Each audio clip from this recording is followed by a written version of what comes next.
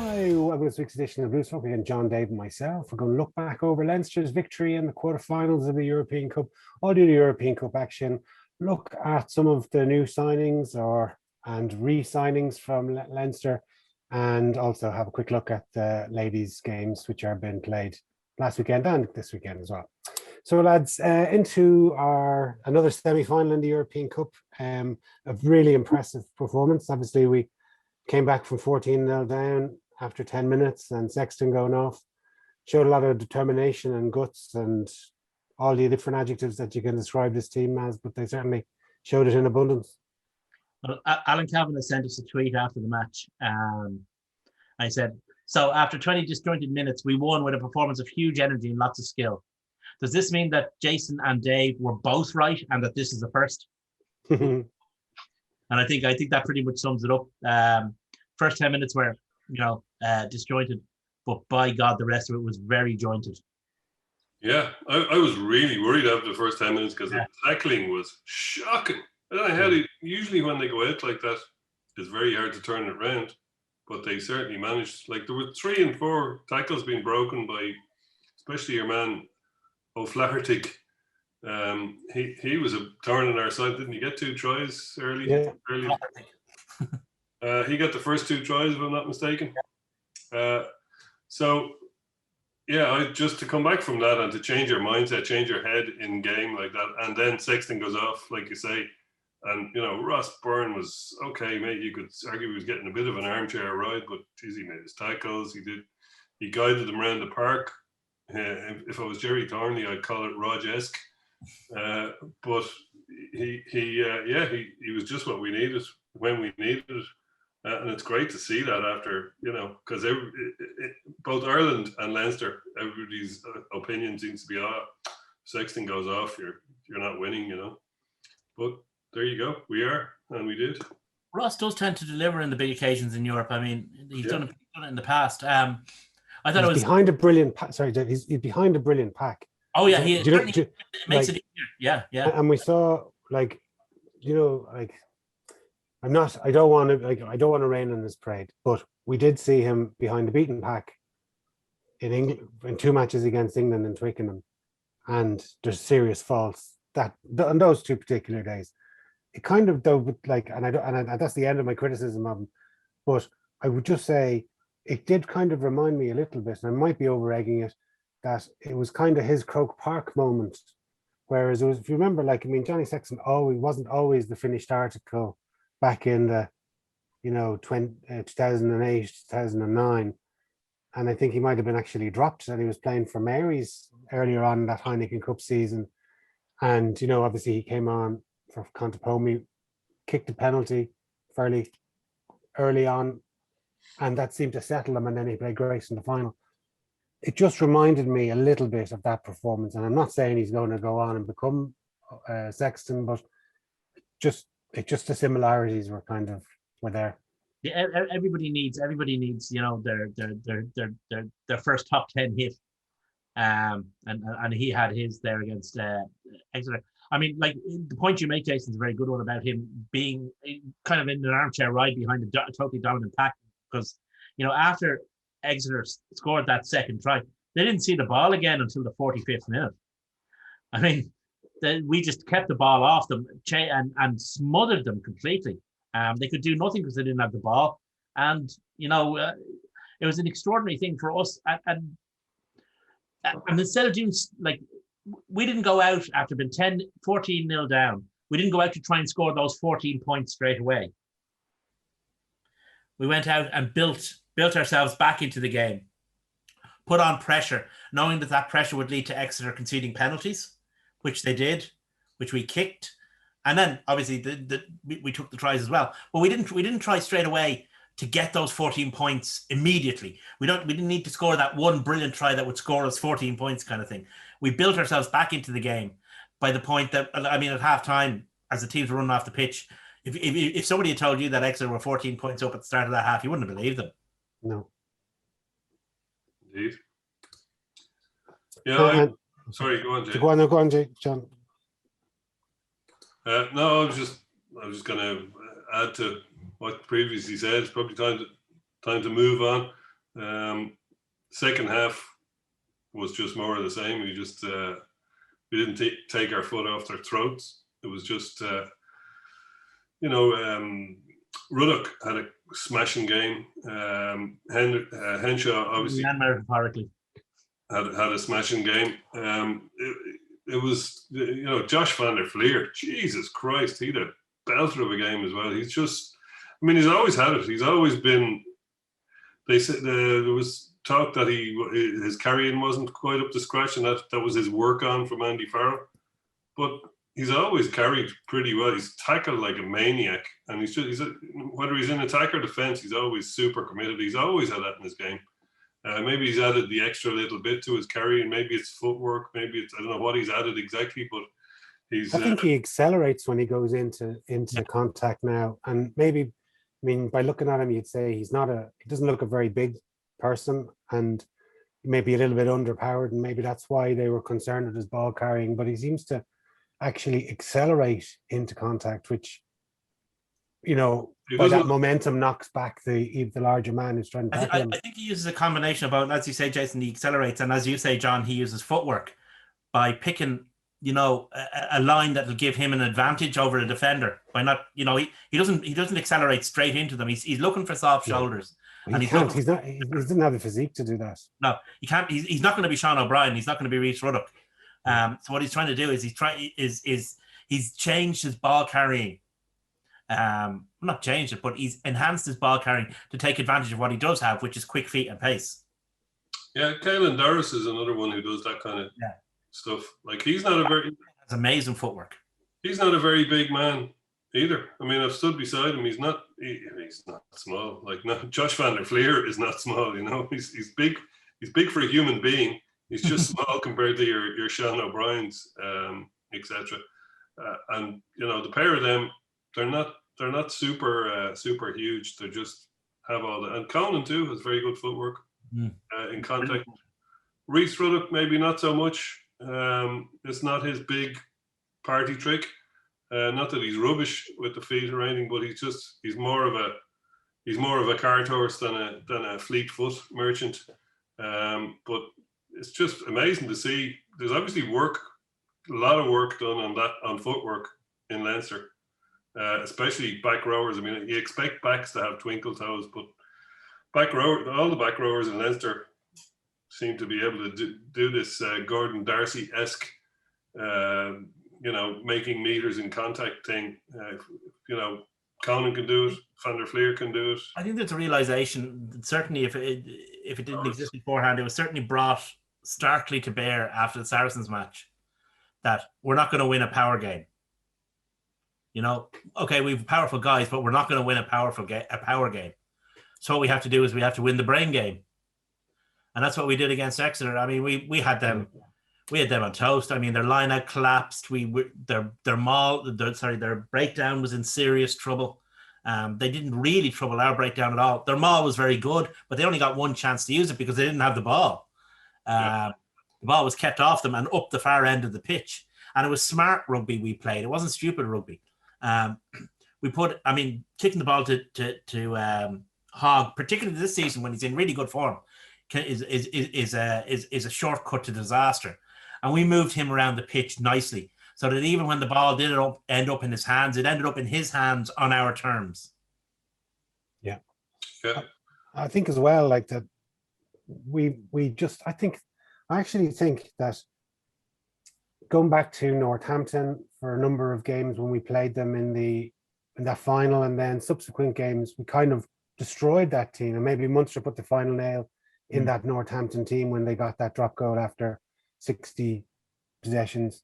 Yeah, it was the end of Ulster, I think Leinster destroyed that team as well. And I think we just seem to have a psychological advantage over Exeter. They came out, they were 14-0 up. And all of a sudden, in a blink of an eye, we got the try, we got a penalty, and we got another try, and we converted that other try.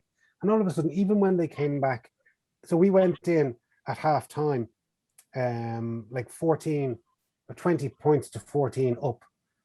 When, like for all intents and purposes, they said, what the hell happened after 10 minutes? We were winning 14. their talisman Sexton has gone off after 27 minutes. I'm sure they were just shell shocked. Then they came back out and they went all guns blazing again. They got their try fairly quickly. From a mall. But your man missed the conversion, critically missed the conversion, whereas we had got our conversion from the sideline, shortly before that. They're still down. They've come back and they've scored their try. They're still down. They're 20. They're 19-20 now. And then they got a quick penalty. But once again, within a couple of minutes, we got a penalty. And they continue to concede dumb penalties in very dangerous parts of the field for them. And they essentially couldn't get out from their 10-meter line. Once we got the ball down there, it was like a swarm of bees on their ruck, and they just conceded. They couldn't get out, and we got 2 or 3 penalties in quick succession, which just took that separation between the score lines. And if Roy O'Loughlin's try had have been allowed, that would have been 40 points to 22, the final score. Mm-hmm. I mean, for Exeter have to have a question to ask themselves now. They're in the position that we were in 2010, that Munster were in 2007. We went out against Toulouse in the semi-final the following year, if you recall. Now, we had injuries and stuff like that, but, it was a disappointing way to go out. Munster went out in 2007 against Scarlets in the quarterfinal, if memory serves, and they went out quite disappointingly as well. But in both cases, the teams came back. Munster came back, obviously, in 2008, 2009. They got to the semi-final again. They've been regular. They've been regular knockout inhabitants ever since. Obviously, we know about what Leinster have done. Exeter are at that point. The question is, do they become Ulster, or do they become Leinster and Munster? That'll be interesting to watch. Yeah. We're in April. We're only in April now. They've lost 6 games. Yeah. I mentioned last week that Baxter had serious concerns about whether this team had the mental fortitude to back up a great season last year again. And that's the difference. There's plenty of teams that won championships and won cups for one season, and then they just can't do it and build on their success year after year. Well, that'll be it'll be interesting to see how Exeter go next year, to see that they get back to, straight away, get back on the horse, get back into the quarterfinals, semi-finals, the ability, I mean, obviously the team didn't become crap overnight, but, I mean, Leinster obviously have a screw in their head, because obviously they played the first game against Leinster, very unfortunate to lose. Second game was at home to Leinster, lost in a shootout. Third game was that great game in Sandy Park that we often talk about. Fourth game, they were very unfortunate to lose. But after a while, that becomes a thing. After a while, a screw gets turned in a team's head, and it's very hard to turn it back. I mean, in 2000, I don't know if you read Bernard Jackman's autobiography when it came out that time, about how they sensed that they had turned a screw in Munster's head after 2009. In 2010, they came and gave him a walloping in the RDS that time. And that turned it even further, because Munster had kind of convinced themselves, the only reason why Leinster won was because they had Rocky Elsom. And then the next season, there was no Rocky Elsom. They got an absolute even worse beating. And that kind of turned the screw. And Munster have never been able to unturn that screw. And it might be to say there's other clubs. There's clubs that, have an advantage over you. I mean, we found it very hard to beat Saracens for a very long time. Or not Saracens, Ospreys. We found it very hard to beat Ospreys for a very long time. We find it very hard to beat Saracens now, Ospreys in particular. And sometimes a team is another team's bogey team. It's the one team you don't want to see coming over the horizon. Yeah, exactly. But I suppose that's from a psychological point of view. But then from the actual, physicality but on the pitch, I mean, we mentioned it, the quality off the bench for us, and there was, 3 guys in my mind that stood out was Baird and Porter when they came. Obviously, Byrne came on a lot earlier than probably he was expecting to come on. Had an exceptionally good game, but then you had Baird and Porter who made significant contributions. And I was looking at their replacements, they're just not of the same quality. I mentioned them, and it's unfair just to single out one guy, but Whitten is just not at that level, and that's the quality that was coming off their bench. He's not going, he came on after 60 minutes. He's not going to be someone who's going to be a complete game changer. He's not a game changer. He's not Christian Cullen, you know what I mean? Like, he's not going to do amazing things. And like, even instantaneously, we saw the difference that Baird has when he came on. Like, he stole that line out within a minute of him coming on, where eventually Larmour scored his second try. You know, because we were able to snaffle their line out ball. And like, their line out is a point of weakness. They had 14 line outs and they lost 4 of them. 4 out of 14 is a very high percentage. We had 8, I think, and we won all 8 of our line outs. And there was probably 2 line outs included in that 14 that should have been penalised for crooked in, but the referee seemed to. I mean, how a touch judge. How touch judge standing behind the hooker when he's thrown the ball in can't see that the ball goes, you know, varies off the center to the center tunnel. This is what I was told when I was reffing. If it's a windy day, like a blustery day, like in fairness it was in Sandy Park, we were always told if it crosses the 5 meter line straight, then it's fine. Okay, that's what we were told. That's how you judge. Fair enough, you know. Because it's going to blow around the place. But you can also see by the time it hits the 5 meter line, whether it's going in the wrong direction or whether it's changing direction. Yeah. You can't put a spin on the ball that makes it change direction in midair. At least I've never seen it. The first hooker who does that would be the first £1 million player in rugby. Exactly. But like, it must have been pretty crooked if, you know, one-eyed BT Sports picked it up. Absolutely, Jay. Nailed it. Like, you know, there were other guys that came on as well. Actually, I thought had great games. One guy who came on that you don't expect to see at the coalface in the business end of a European season was Russ Maloney. Yeah, I thought he played really, really well. He really anchored that scrum. He's a cracking player. Like, again.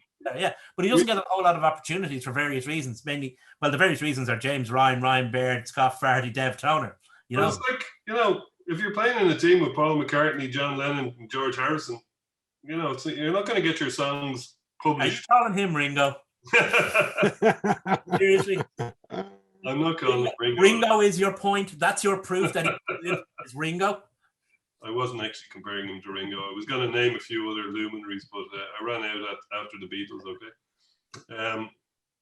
but no, if you're playing with a lot of, you know, seriously classy players, it's hard to get a look in. But the guy, like, he's very high mileage on him at this stage, and he's only 27, 26, 20, he's around that anyway. And he's like, for a second row, that's just coming out of first class. Like, you know, you're just getting it to into your stride, you know, like we've seen second rows, Donnacha O'Callaghan, and, you know, so Simon, what's his name, for Wasps, go on until they're 40. He's 26. I just looked it up. 20. There you go. 26 years of age, and he's already got 115 Leinster caps or whatever. He's a great player. He's a great guy in the trenches. He can run a line out. He can, you know, he's got so many attributes. He probably doesn't have, like, I think he's just a smidge under 6'6". So you put him in an international second row, and there seems to be just a cap there. You know, they're all looking at 6, 7, and 8 now. So Alan Wynne Jones, he's about Alan Wynne Jones' height.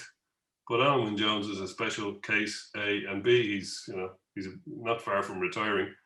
But, you know, a guy like that could go on to play for another 10 years for Leicester and amass a shitload of caps. And, you know, okay, he might not get a look in with Ryan surname and Ryan Christian name, but he'll certainly be in Heineken Cup squads. No bother. Yeah, I mean, he's a very good player, and it was great to see him get kind of some high end pitch time, which he doesn't normally get. But it was just an all round. It was just a superb performance. We kind of hammered the hammer, as John is wont to say sometimes. It's not an original thought, though. No, it's not. No, but we took them on where they were strong, where they thought they were strongest, and showed them that they weren't, and that destroys the team. That absolutely destroys the team. I mean, they found themselves on. I mean, they pride themselves rather on their precision, and we made them look messy. I mean, a lot of the stuff they did was really messy.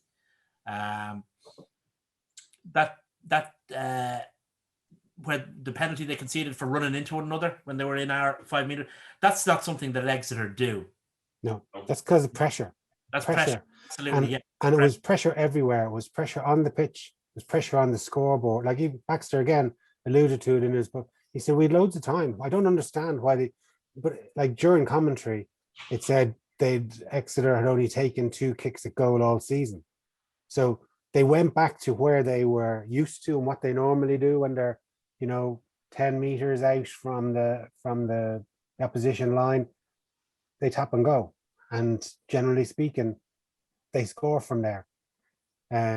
Whereas the smart thing would have been it was only 9 points in it at that stage with about, 10 minutes to go. Like take 3 points. It's only a try in it then. Plenty of time. And they went for broke. It was almost like they tried to be Billy Big Balls and, mano a mano, and they failed. And the psychological damage that did to them, or like any team, it doesn't matter what, you don't have to be Exeter playing in the European Cup quarterfinal. You could be playing in your local rugby club. But the psychological boost that the defending team has for holding out the attacking team like that is, you can't quantify how important it is during a game. No, man. I mean, I agree with everything except for the thing. I don't think they were trying to be Billy Big Balls. I think they were just going back to what they know. Okay, what you know, but which is to take on where they are by playing that way. Which is, I mean, the way they play is very similar. I know that it's very similar to the way we play. They don't make mistakes. They're very precise, and then when they get into the 22, they score tries, and they're not too fussy about how they do it. But they came up against it was like Ramstein coming up against Lieback. We were the daddies, and we were showing them how it was done. Yeah, it was. And like, what do you think of the I mentioned the referee missing the crooked lineouts. What about the swinging arms that he missed? I am 100% certain, having watched all the games over the weekend in both competitions, that the referees have been told to dial down the cards. Because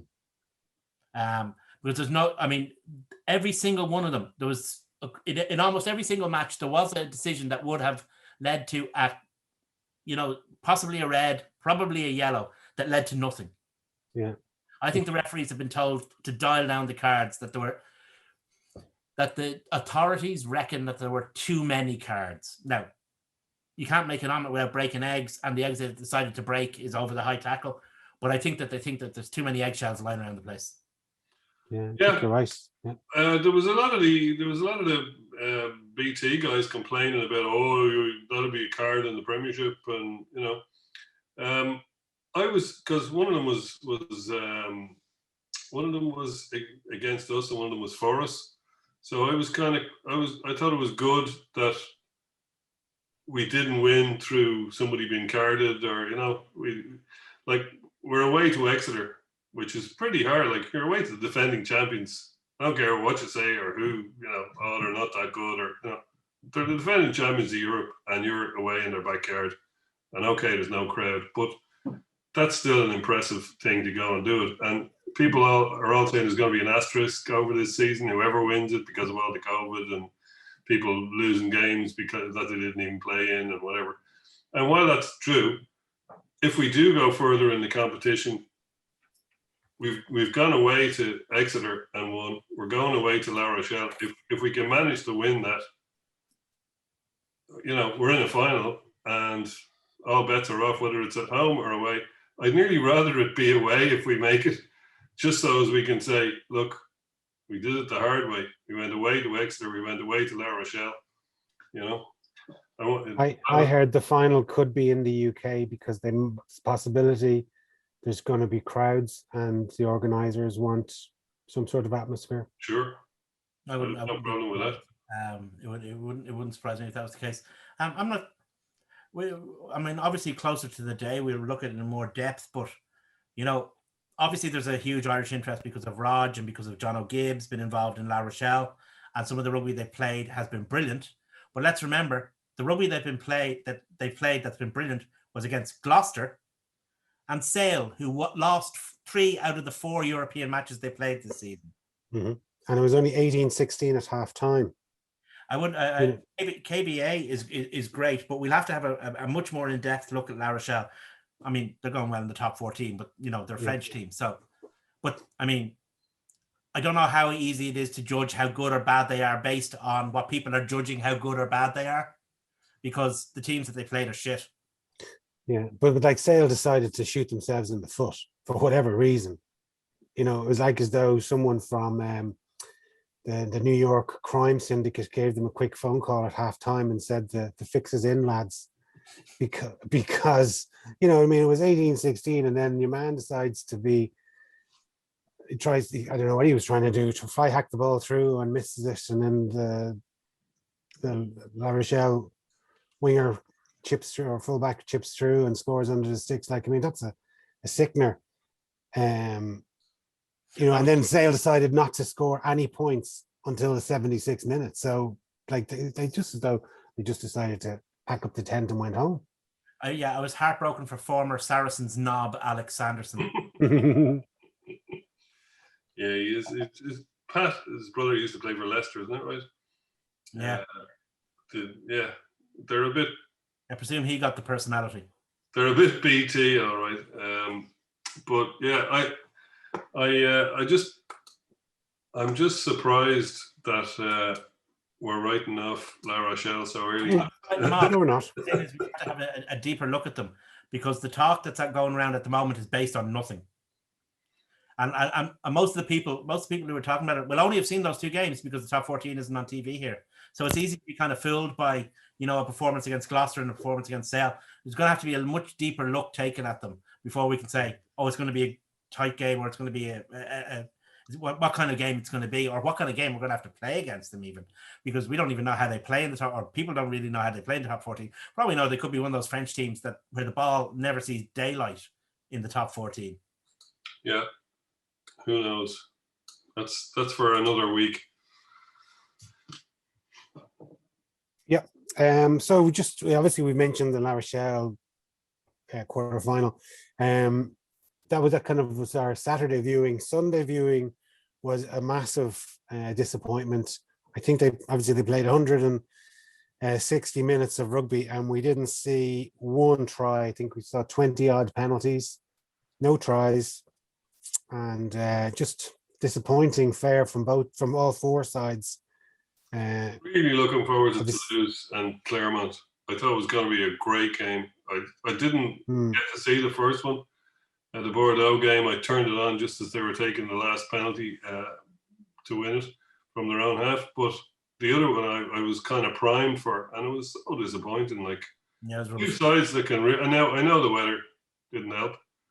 It was piss and rain, but at the same time, it's not like it never rains in France. No, and you just expect to lose both sides really to be able to throw the ball around in the rain as well. And I think there was one line break in the game.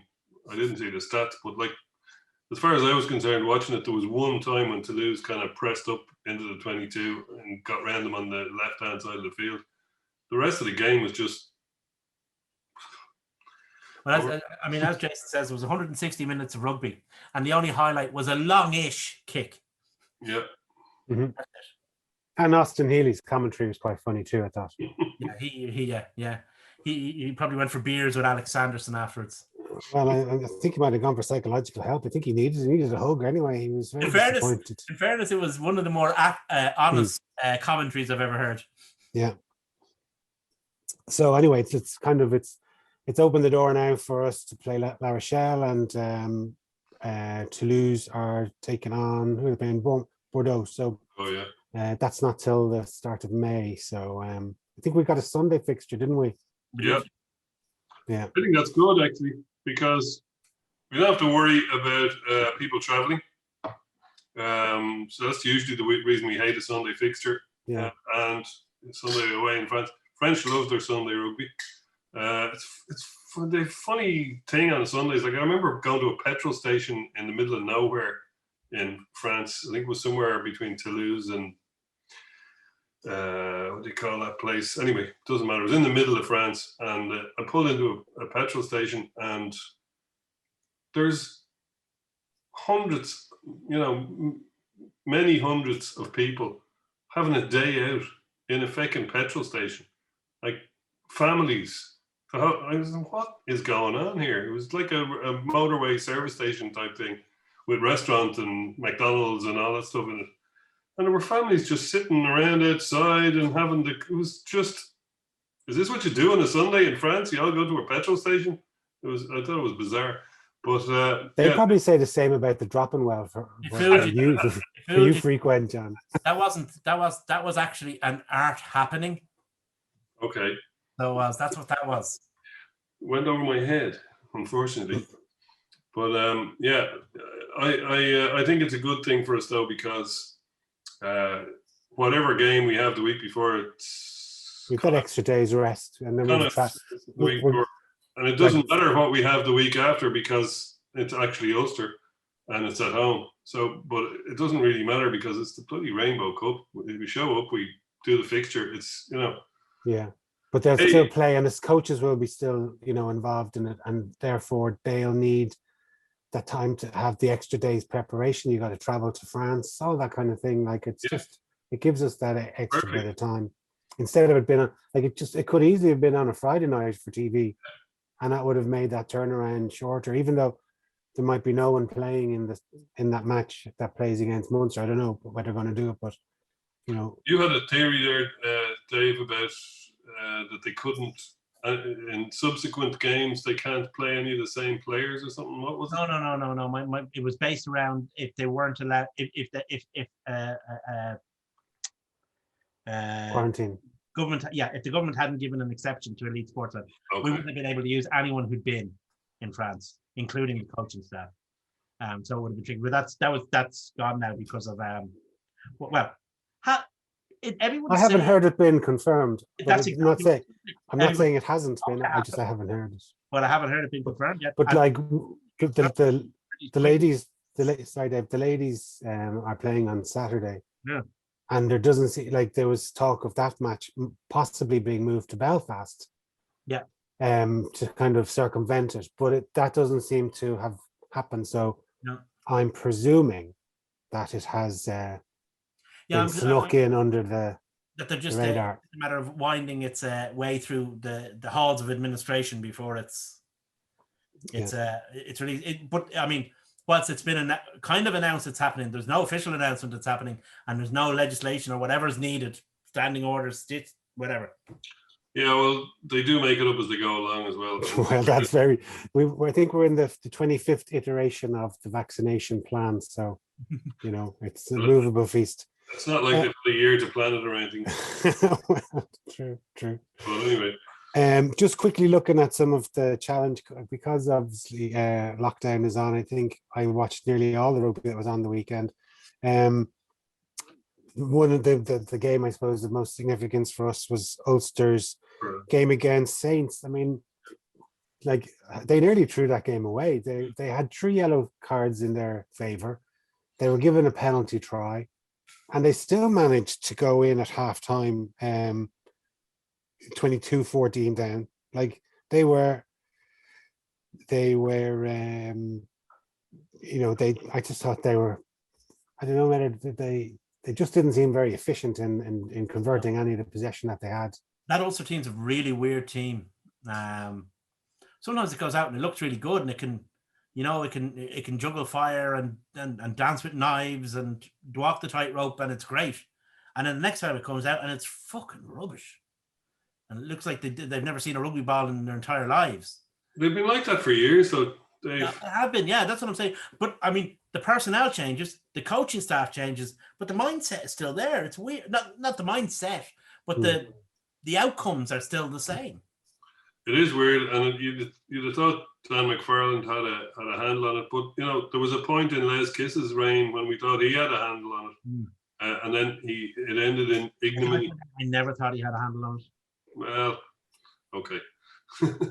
Yeah, but like I mean, they've got some like even getting Marty Moore back. So I'm not going to say Fitt's probably been a bit over generous, but they've got him back playing, pretty well. He scored a try. It looked like he needed a bit of a breather. I remember there used to be a guy called John Riggins. He played. I think he was a running back for the Washington Redskins when Channel 4 started showing the American football on TV in the early 80s. And he used to sit down.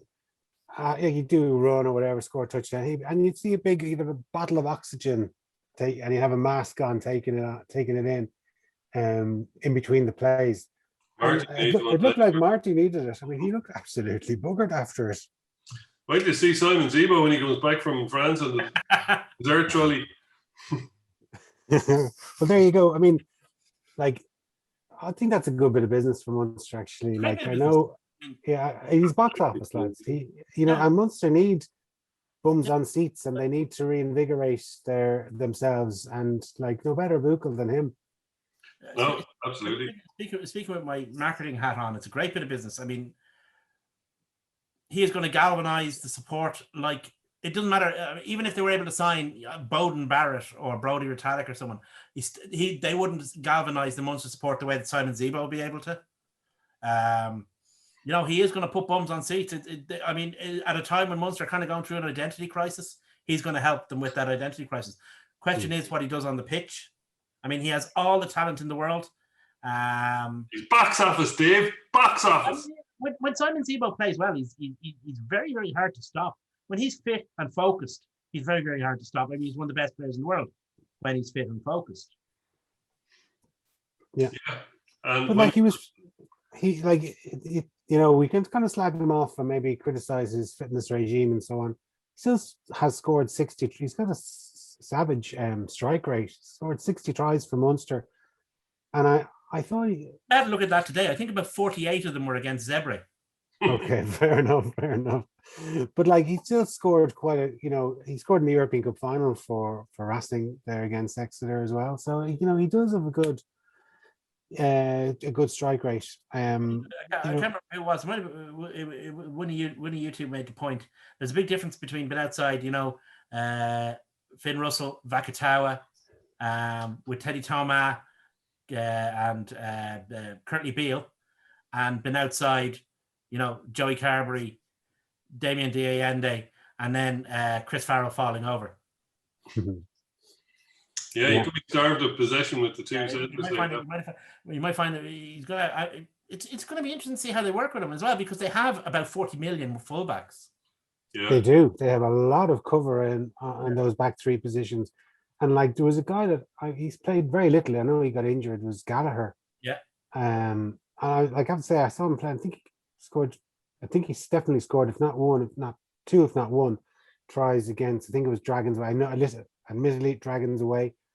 But he still put himself there, but he got injured. And like, he seems to have got very little game time for whatever reason. Like, he just seems to be overlooked. And, I don't think players are going to stick around. They're going to say, nah, I'm not getting a look in here. I'm going to move on. And they've also got Dave's mate. Who's Mike Halley, is he, Dave? He is now Ireland's Mike Halley. He used to be England's Mike Halley, but now he's Ireland's Mike Halley. Good. Yeah. You've changed. The peace process is Mike Halley. But actually, speaking of the club that put the con in Cork, did you see who won the Pro 14 Coach of the Year?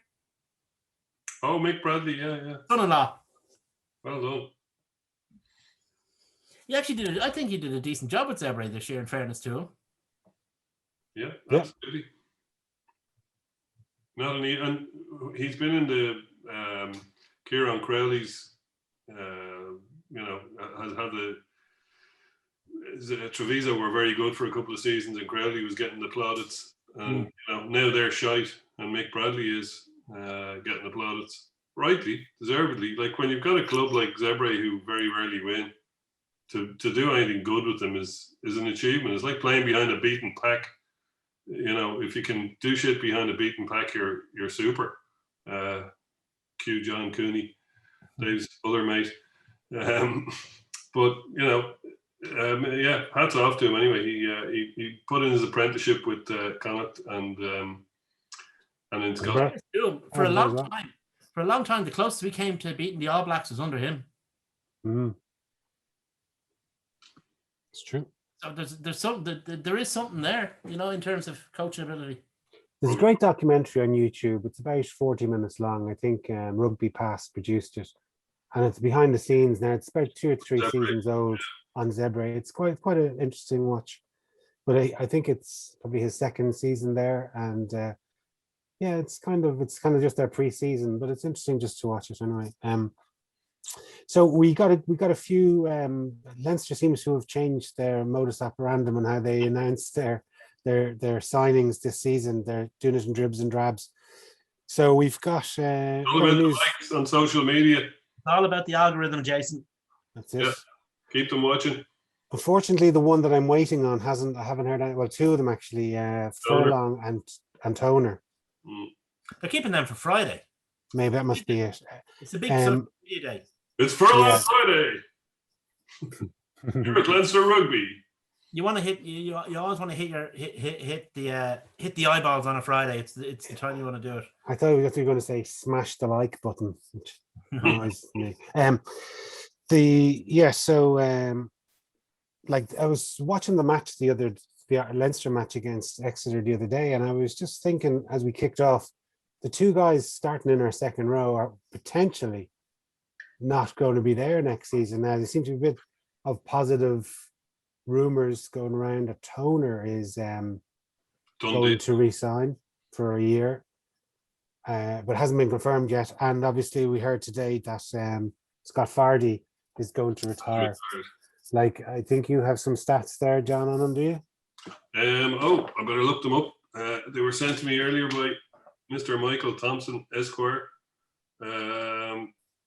So I'd watched them in debt hall before I read them. Played 79 games, won 71 games. That's an All Black stat if I ever heard one. Lost 6 games, drew 2 games. Win percentage just under 90%. And notably, he was only involved in 1 Heineken Cup loss, which must have been the Saracens, you would have thought. So how about that for Mr. Fardy's few seasons? He's been since 2010 we've actually done very well in signing second rows, one exception. Buster Douglas, who I saw playing at the week. I was surprised played for Bordeaux. Yeah, he's still as memorable as ever. But we had wife, sorry, just before you start off there, his wife must have discovered that Bordeaux is a bit more palatable to her tastes than Dublin. Yeah, because they were citing her wanting to go home. I think they had a baby or something, and they wanted to go home for emotional support. What was I saying? Oh yeah, we had Nathan Hines, we had Brad Thorne, we had Hayden Triggs, who was a great signing, and we had Scott Fardy. I don't think there's any fluke that we've got all this plethora of second rows knocking around the place, like Ryan Baird, like James Ryan, like Jack Dunn, like Charlie Dunn, like Russ Maloney. Are you saying we should sign A.B. Matheson? Why? Make us a load from house. Oh yeah. Maybe. But I don't. I mean, we saw it in Munster as well. Like when Langford was down there, he had a huge effect. Andy Ward up in Belfast had a big effect as well, or with Ballynahinch, but with Ulster. So you get the right overseas player in, and they do leave a legacy. And Scott Fardy has added to the legacy that the guys before him have left.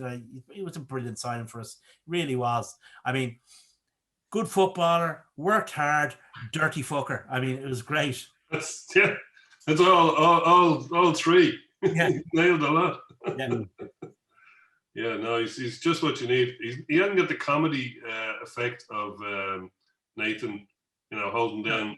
He wasn't outrageous. Nobody was outrageous as Nathan Hines. He was more subtle, kind of mellow dirt. Yeah.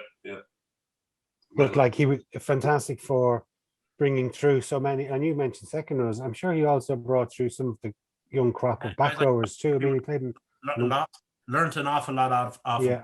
Only, I mean, I'm sure someone like Scott Penny could only but learn from, or even, Jack Cronin, I'm sure, has learned from him, or, Caelan Dara's Irish internationals, from someone who's played, how could you not, from someone who's played in the World Cup final. They learn professionalism, because, I mean, the guy's 30, what is he, 36, 37? I think he's and he's wrong. He's walking out 36, on his own terms in good condition. So you could learn from that anyway. Yeah, for sure. One other interesting signing was Sean Cronin. Left like field. I'm delighted that I thought he was gonna jack it in, but thankfully he's not. But it strikes me as an unusual signing, considered that Tracy we know, Kelleher we know. Do you think Sheehan is going to be under pressure to exit stage left and move somewhere else? I don't think so. I don't know for sure. Obviously, no, I don't think so. I think that the forward planning is that we'll be losing 2 hookers to the international team. Yeah, the analysis maybe that Leinster have done is kind of they're looking next year and they're going, well, we're going to be without Kelleher. We'll probably be without Sheehan as well. So we're going to need 2 hookers. Yeah. I've been thinking all right. That's my hopeful reading of it. But yeah, you can't. I don't know. I can't see. It's hard to see. I know if every guy who was supposed to be going to Munster was going to Munster, there'd be I don't know. There'd be nobody left in the UCD. But think of it this way, right? You're a young Leinster player, like the like of a Dan Sheehan or a Scott Penny or whoever.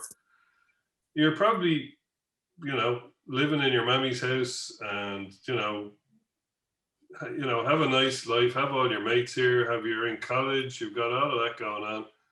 Why would you want to up sticks and go to a club that's not winning all the stuff that Leinster is winning, possibly with worse coaching, and live in a city that's not the one that all your friends and your mammy and everybody live in? And they're pretty young guys. They're in their very early 20s.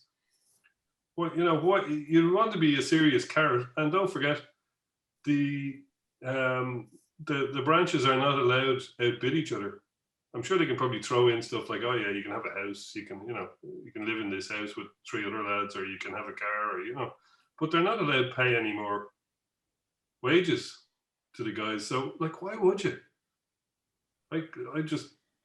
Would you like to go and live in Limerick where none of your mates live, or Belfast or Galway? I wouldn't. I don't see it. I don't see why. I can see like Jack McGrath, maybe, who's a bit older and wants to reignite his career. Sadly, it hasn't worked out for him so far. But I can see somebody like that who wants to get out from under whatever, or get a change of scene, just to try and reignite their career. But these guys don't need a change of scene. Well, if I was Russ Maloney, for example, who's 26, so if I was him, and I'd be looking around and I'd say, well, look, all of a sudden Ryan Baird has just kind of come in the last 18 months. He's now pretty much in the Irish 23. So for big European games, I'm not playing. Okay, Scott Fardy's going, and Devin Toner's got another year, and obviously Ryan is there. I'm sure he's thinking, so if everyone is fit for the European Cup final, I'm not in the 23. And it depends on all those factors that you've mentioned there are all very valid reasons to stick around. 26. It might go the other way if you're 26. Yeah, but if somebody, regardless of who they are, turned around to you and said, we like what you've done in Leinster. You anchor that sort of dirt trackers team when the internationals are away, like that you can run a line out, that you're a leader, blah, blah, blah.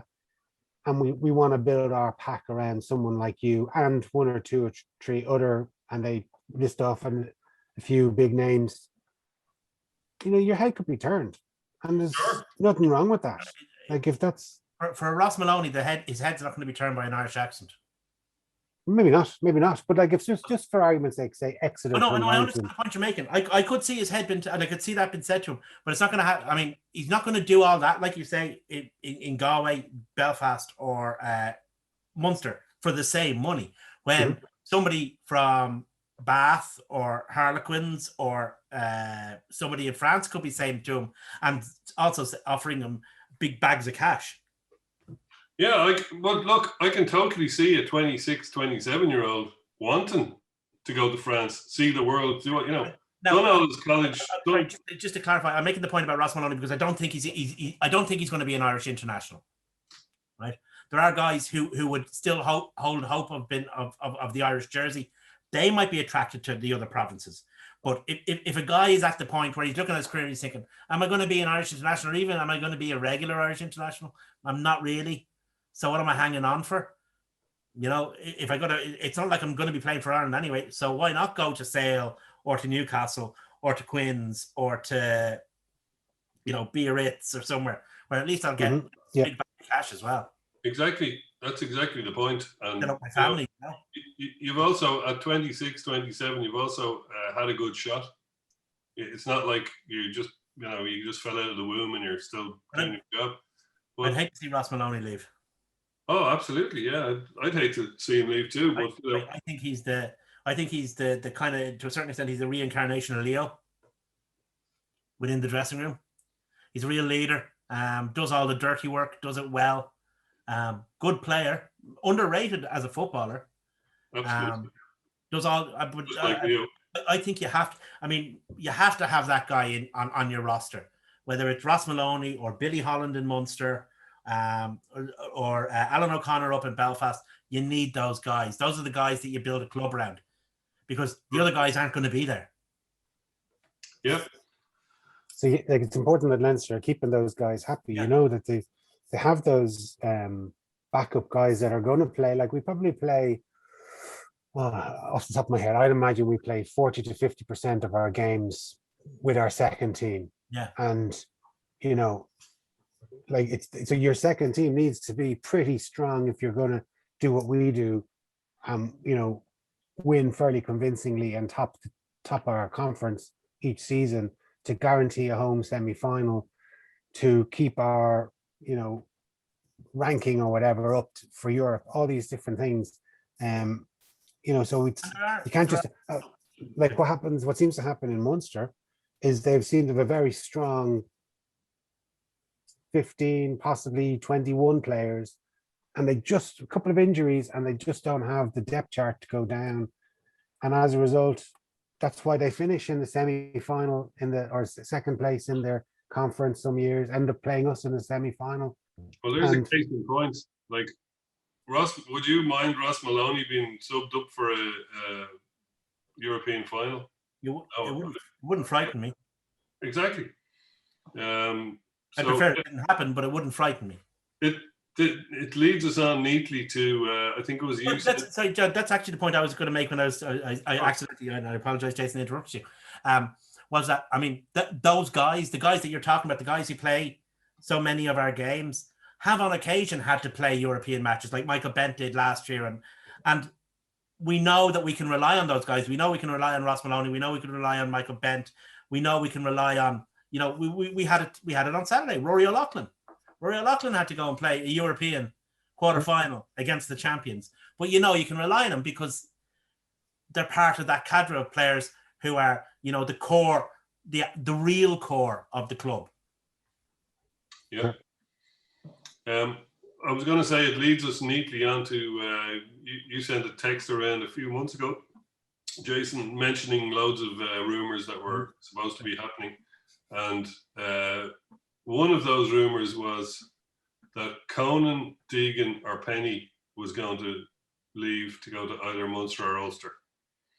So we've seen that Cronin and Penny are not leaving.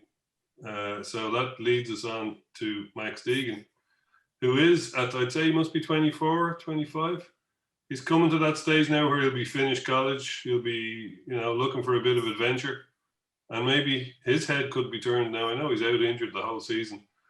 But you've got Caelan Doris there. You've got Jack Cronin there. Deegan is a super player. He'd walk into a lot of teams and fully fit, which hopefully he will be, at the start of next season. He's a handful. He's a really good player and he's very athletic. So we'd love to keep him, but can we give him game time? And what do you think? Is he gonna sign again on the dotted line? Fingers crossed he does. But I hope we keep him because I think he's a magnificent footballer. He's a guy who'd be the opposite of what we were talking about, Russ Maloney, because he's a guy who would think, yeah, no, I am with a shout for more Irish caps. I can be. He has an Irish cap anyway. He's a guy who could think I could be part of regular Irish squads. I could go to World Cups and stuff like that. So he'd be a guy who could be tempted to Munster or Connacht or Ulster, because he'll be eager to stay in the system and not eager to go and play somewhere that'll disqualify him for playing, unofficially, of course, for playing for Ireland. Mm. Yeah, well, hopefully that comes out in the wash very soon and he re-signs. Maybe he'll be part of Furlong Friday. Maybe. If this comes out and if it's announced tomorrow that Furlong is leaving the club, we are fucked. Well, Furlong Friday will take a whole new meaning on, because we'll be the Furlong down the road by. I haven't looked. His dad's name is Miles Furlong. That's just so. It's class. Like it's a brilliant. I'm sure, and I've met the man. He's a big man like his son, and I'm sure if anybody ever slagged him about it, he would have been putting their arse. But it's a cracker name. Fair play to him. But on the last 3 days in a row, we've had a young fella announced graduating from the academy to their first Leinster senior contract. We've also, then we've had another few signings listed after that. So I haven't looked, but who's left in the academy that could possibly be upgraded? We've had Milne. Have we had Hawkshaw? Yeah, Hawkshaw's come through. Tom Clarkson has been announced. So that's the three. So who's left in there that can be promoted? Because they're probably going to. Oh, Aaron O'Sullivan, will he get a first Leinster? Because I think he's year 3.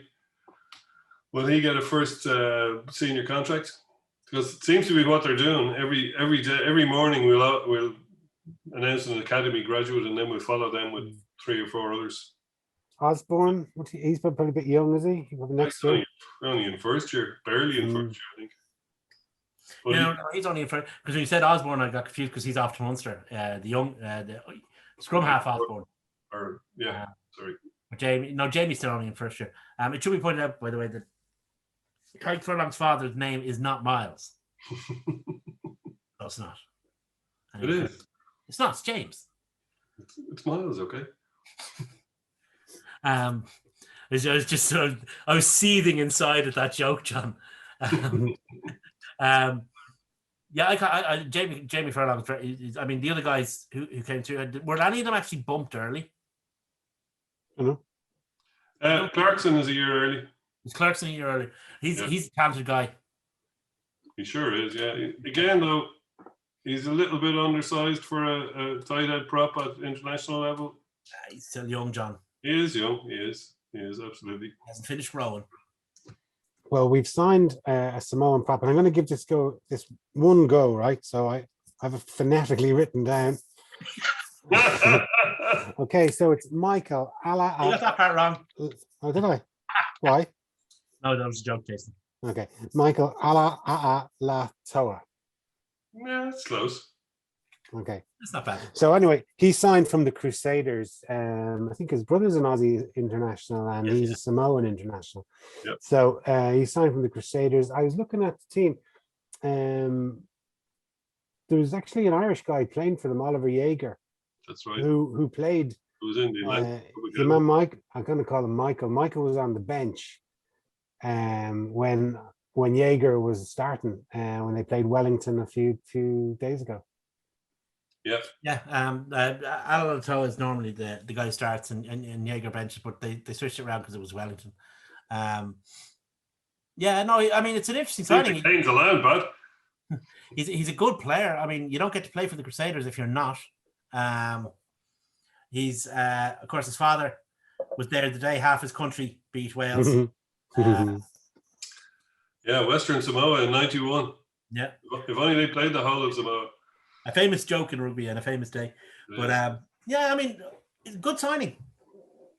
Yeah, I'm very impressed with the signing. I have a feeling that Leinster got a bit frightened this year. Not frightened. Well, I suppose. I mean, the talk is that. I mean, obviously Benty's, whatever. Who I think, by the way, what a great player he has been for us. Deserved a T-shirt, by the way. Well, he certainly deserved a T-shirt.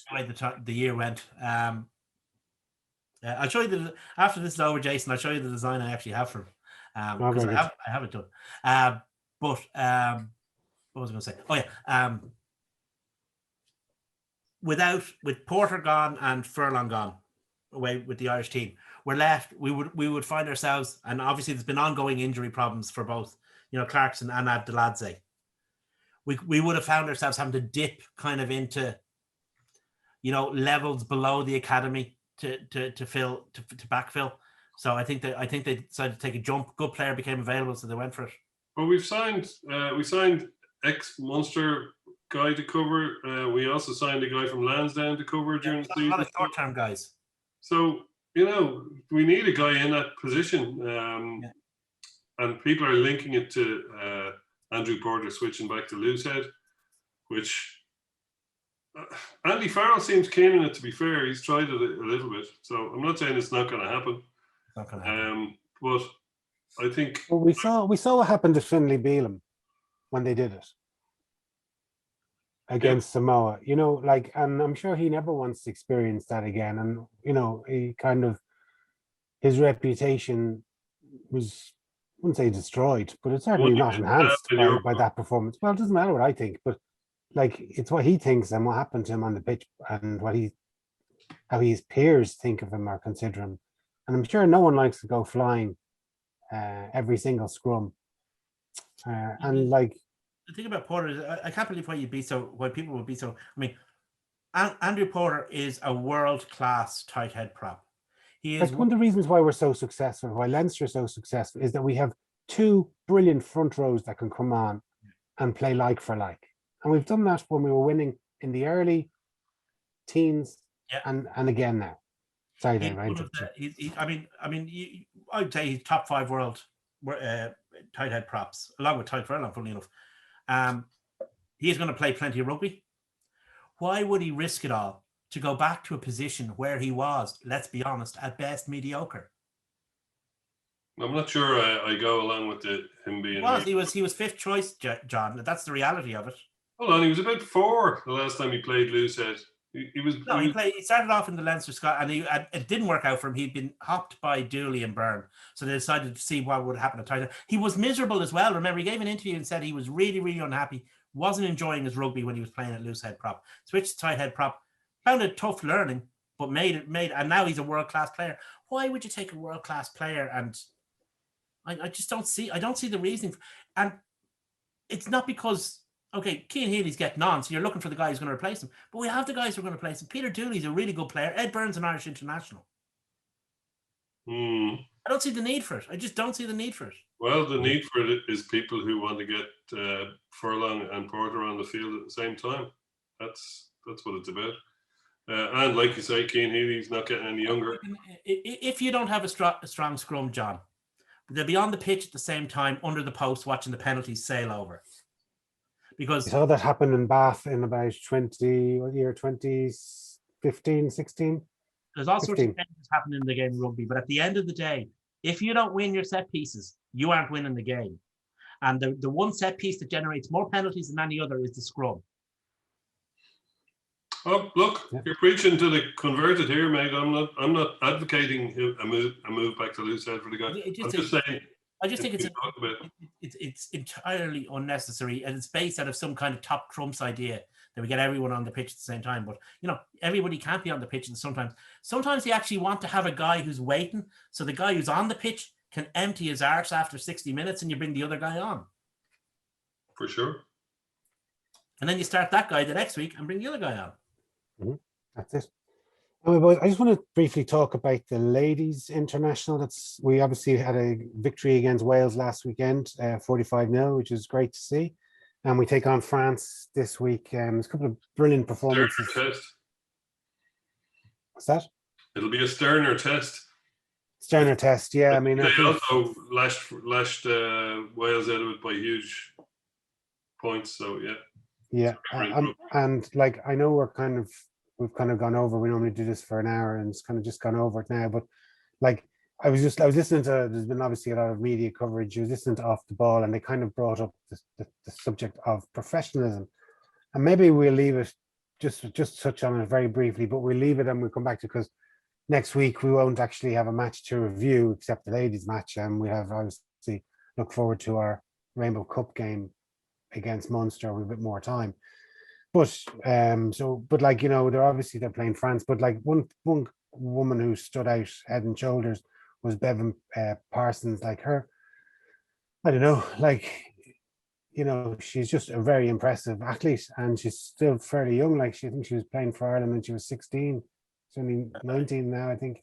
I think there's an interesting conversation to be had around the women's team, because I think they've reached a point. I mean, they've recovered from the, kind of disaster of 2017 in a relatively short period of time. 4 years is quite a short period of time to recycle the whole thing. A lot of significant players, great players, retired around 2017, 2018. So a whole new team had to come in, new coaching. Griggs has done a great job. I think he's done an absolutely great job with them. They're at a point now where they're clearly quite a considerable bit better than Italy, Wales, and Scotland. The problem is that obviously England and New Zealand have sailed off into the distance, and France look to be joining them on the ship of professionalism. Because, at the end of the day, the French players, when they finish playing in Dublin or in Donnybrook, go home. And then the next day they'll do a video session, they'll do a warm down, and then the next day they'll do whatever professional football or professional rugby players do. The next day, Jungang will be working in a hospital, in an ICU. Claire Malloy will be working in a hospital. They'll all be doing their jobs because they're amateurs, and it's really, really hard to maintain a professional level of performance when you're not a professional. So the structures aren't in place, Dave. I know, that's what I'm saying. Structures aren't in place. Yeah. But I'm saying what I'm saying is this particular team is finding itself in a middle ground where they're considerably better than the other teams in the Six Nations, but are going to struggle to reach the level that France and England are. Now, I actually think that this is a talented team that could cause France a considerable number of problems, and I wouldn't be entirely surprised if Ireland won, because it is an exceptional team with some exceptional young talent in it. And they've one thing that a lot of Irish teams and women's teams in the past haven't had. They have absolute pace in the back three, blinding pace in the back three. Yeah. Well, we'll see how they get on Saturday when they take on France. Just one thing before we go, I see that for the Rainbow Cup, they're after bringing in 3 new laws. One is that there's red card. When there's someone who's red carded, you can bring on a replacement after 20 minutes. The captain's also going to have a couple of challenges, and for balls that are held up over the line, it's going to be a drop out from under the sticks, the rugby league like. So it'd be interesting to see how about to do like 3. Yeah, well, we'll see how they work out when they're in practice. Press for time, so I'll sum it up quite quickly. John, what do you think? What do I think about the 3 changes, the law variations? Yeah, it's kind of a bit American football, isn't it? Challenges from the timeouts they have in American football. Tell me they get the throw flag. Yeah, and the bringing on somebody after. I actually think the red card thing is good because a red card is a very. Does that remind you of anything that you heard of in the past, John? Go on. My black card plus patent pending. Oh, yeah. Sorry, Dave. Yeah, well, you robbed that from GAA anyway. So. Yeah, well, that's true. Yeah, well, they're amateurs. They're never going to notice. And they don't watch the Oval ball game. A real Gael wouldn't be watching that. I just think that it's a good thing because what often happens is that the teams that benefit from a red card, remember when Dave Carney got lashed out of it by your man in Wasps in the first 5 minutes, and Carney was gone. He had a yellow card, and Carney was gone for the whole game. Ashley Johnson, the South African. That's him, yeah. Oh. He played hooker and flanker at the same time sometimes. So you've got anomalies like that, and then you've got ones where a team is harshly penalised because it's a red card. You know, you've seen it quite a lot of it recently where we look at it and we go, oh, wouldn't it be my day? Oh, all that stuff. And you get all the fellas who say, oh, game's gone soft, isn't it? Game's gone soft. Oh. So a team has lost a game because there's a red card. And the game is killed as a spectacle because there's a red card. I just think that the player can still get cited. He can still miss 3, 4, 10, whatever weeks. But the team isn't being penalised as much because they can bring another player on after 20 minutes. They can't bring the same player on. They've got to use one of their bench. I think it's actually well worth a shot. If it doesn't work out, so what? But I think it's well worth a look. I think the interesting thing is what you say, John, about bringing a guy in off the bench, because that reduces your tactical options later on in the game. Yeah, but it's not as bad as having 14 players for the whole game. Because there's been a lot of, I mean, I like what we have done in trying to. I think it'd be better. I think they'd be better using laws, but you know, they've been using cards to try and fix the problem of high tackles, and as a result of which we've seen a lot of what we would consider orange cards, if you know what I mean. They're not quite reds, but they're not yellows either. And this kind of, I mean, most red cards in games are for those orange situations. So I don't think it's actually going to. I think it's fine. Yeah, I'm impressed with it. But at the same time, I do think that there should be a more severe punishment for, you know, blackguardry, where, you know, there has to be some kind of significant punishment. I mean, it is a team sport, so a team should be punished. You know, teams, you know, so we'll see how it goes. I'm prepared to give it a go. The captain's challenge thing means nothing to me, and I like the idea of the dropout. Yeah, I just think it sounds a bit American football. Yeah. Challenge. Yeah, it's interesting. We'll see how it goes. I will change my opinion if they bring in a little flag. Okay. Very good, lads. Thanks very much. Thanks very much for watching. If you are following us on Facebook, Twitter, or YouTube, please give us a like, thumbs up, and subscription. Smash that like button, mate. Smash the like. So thanks again. Cheers.